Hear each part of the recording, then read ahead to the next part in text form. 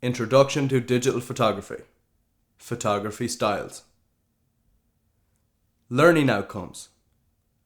By the end of this topic, you will be able to identify some of the more popular photography styles today. Hopefully, you will also begin to think about styles that you'd like to master. I want us all to get familiar with some of the styles of photography. And some of you have probably already mastered or even encountered these styles that we will be looking at.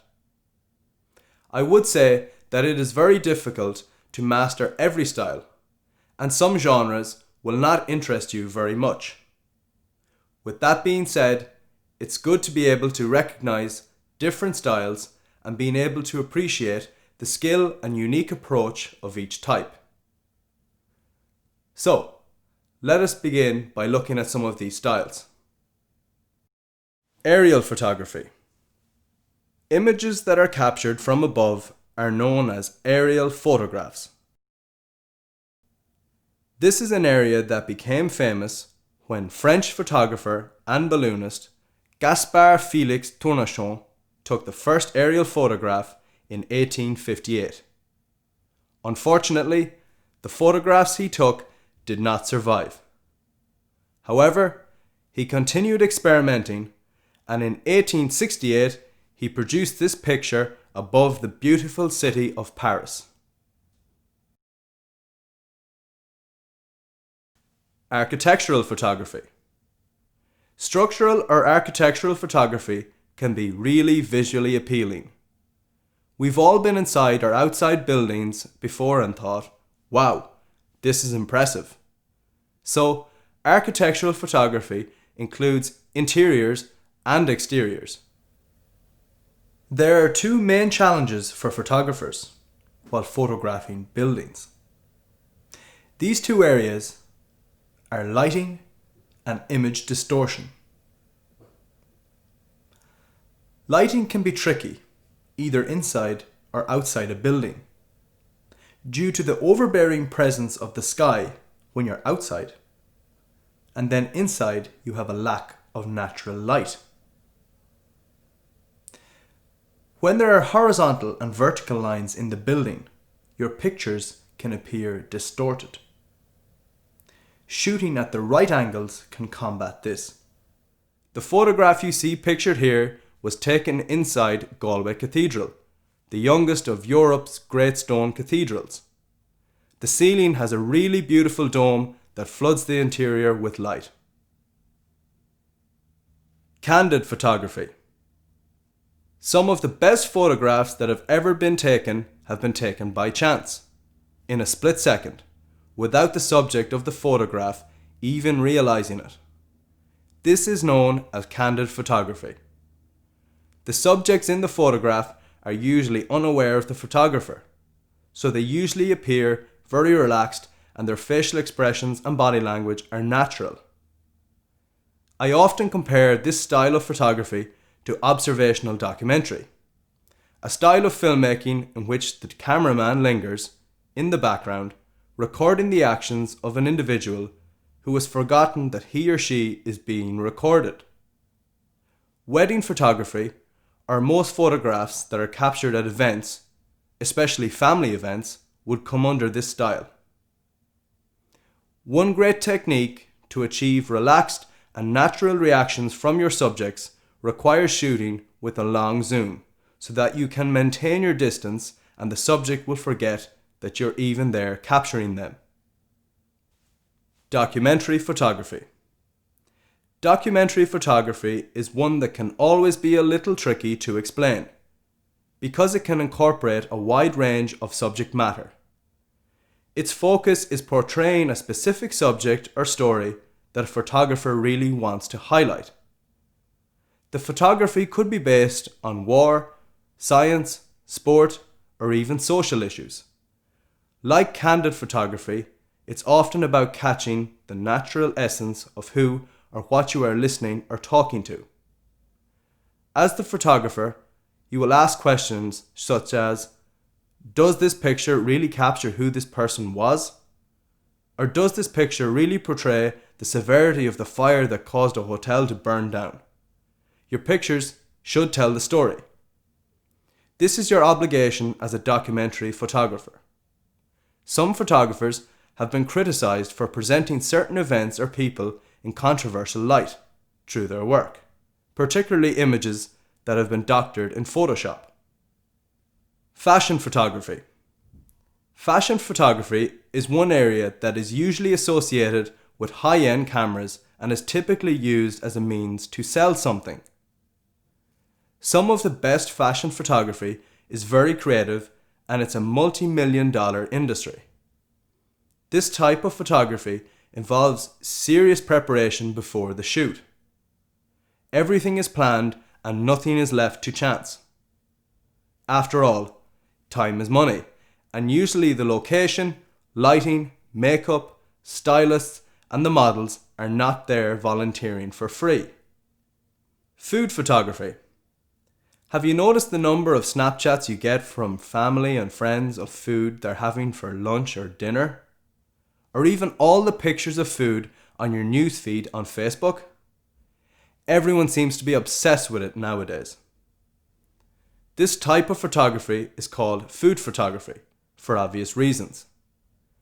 There is a huge market for this type of photography, and restaurants, websites, and bloggers are using it to sell their product or service. Of course, the internet is a big driving factor for this because you can disperse images quickly and freely. If you like this style, make sure to utilize natural light as much as possible. It will make your shots look much better. I've never been a fan of flash photography, but using a flash here is a really bad idea. Using a flash could mean capturing elements in the texture of the food that you would rather hide as a consequence. Grease from a big beef burger is the perfect example. Landscape photography. This is one of the most popular types of photography, and it's definitely one of my favorite styles. The perfect light can help with your landscape photography, especially when the sun is rising in the morning or setting in the evening.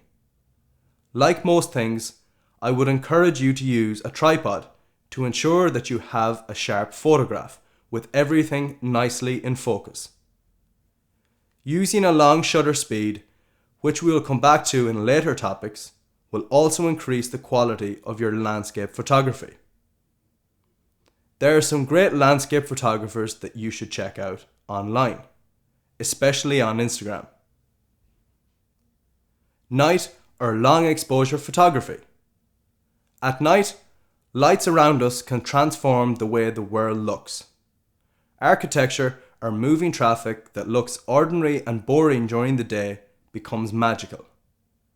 As the name suggests, this type of photography requires skillfully using light, shutter speed, and aperture, which is a skill that we will come back to later in the course. It's a great opportunity to experiment and have some fun with your camera. To get good quality long exposure shots, you need to practice and have a good understanding of your camera's manual mode. By the end of this course and plenty of practice, I'm sure you will have captured photographs just like this. Photojournalism. This style of photography is like the documentary style that we looked at earlier. The difference here is that a photographer captures live events as and when it happens and shares the photograph with the world so that we know about it. We see every day in newspapers, magazines, and blog posts. Think about Peter Parker's job in Spider-Man. That is exactly what it is.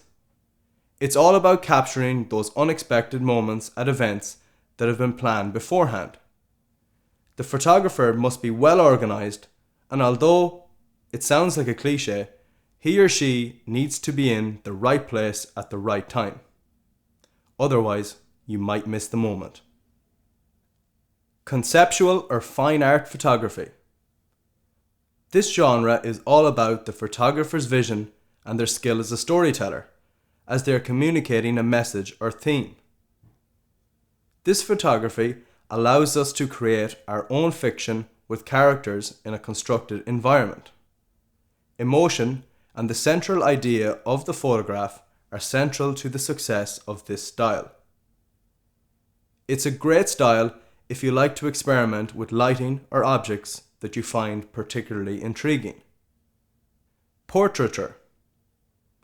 People watching or observing how people behave is one of the most fascinating things to do. For photographers, capturing people's moods and expressions is an intriguing subject, especially if the person is unaware of your presence. This style includes close-up shots or full-body portraits. Often, the face is the focus of this type of photography. Therefore, it is essential that the subject's face is sharp and focused, especially his or her eyes. If the shots are staged or planned, which in most cases they are, put the subject at ease by talking to them about something other than the photographic activity. This will free them to smile and give a better impression when photographed. Sport photography. Sports photography is all about getting up close to the action in a very fast and action-packed environment. The best sporting event photographs are captured with very long lenses. Using a high ISO setting on your camera will enable you to shoot at a higher shutter speed, which should give you a pretty good photograph. Getting shots from various angles will help your work stand out also. Street photography. Street photography is all about the everyday life in public spaces or life as it occurs in an urban space. It's very like candid or documentary photography, but the photographer captures the public space as he or she sees it. This style is more than just capturing the tourist hotspots in a city. It's much more expressive to capture something real life or lifelike. Being patient and observant is the key here, and being able to react to a story developing in front of your eyes will produce some brilliant photography. War photography. This style is self-explanatory and involves the photographer capturing images of conflicts in war-torn areas. This is often very dangerous, and these photographers are devoted to their craft. War photography often includes documenting the aftermath of war, which can make for some very aesthetic and emotionally stimulating work. Keeping shots simple and carrying less equipment is the main prerequisite for these photographers. Wildlife photography. This is one of the most challenging types of photography, due to the fact that it can be very difficult to capture the animals in their proper habitat. Like long exposure photography, you need to be comfortable with your camera's manual settings, just to get the best quality shots in wildlife photography. Of course, being quick and ready to capture the perfect shot at the correct moment is also really important. You can see from these various styles that there is an abundance of skills one can have when taking a photograph. Each of these photographic styles have their very own set of characteristics that make them unique. I'm sure some of you have styles that already you'd like to focus on. And of course, perhaps some of you have already experienced working with some of these styles. The important thing to remember is that you need to know what look or effect that you want to achieve. You can do this, of course, through manual control of the camera, which, by the end of this course, you will be able to do. What have we learned in this lesson? We have learned about all the various styles of photography that are popular today, and hopefully there are a few that you'd like to master yourself.